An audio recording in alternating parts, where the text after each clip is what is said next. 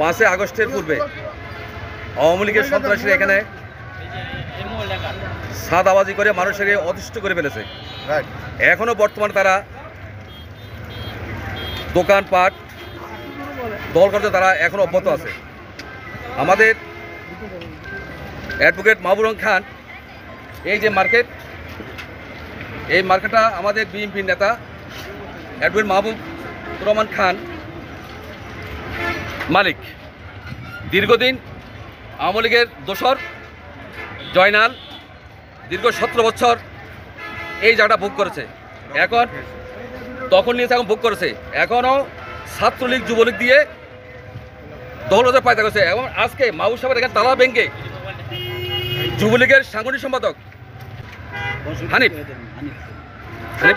হানিফ কিছুক্ষণ আগে এখানে তালা ভেঙে গেছে। আমরা এর তীব্র প্রতিবাদ জানাই।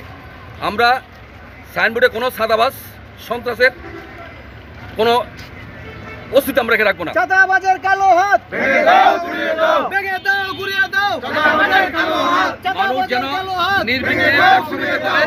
আমরা যারা এখানে ব্যবসা করতেছে নিরীহ লোক, আমরা তাদের পক্ষে আছি। এখানে কোনো সাদাবাজি চলবে না, কোনো সন্ত্রাসী চলতে পারবে না। যারা সন্ত্রাসী লিপ্ত তাদেরকে হাত পা ভেঙে দেওয়া হবে।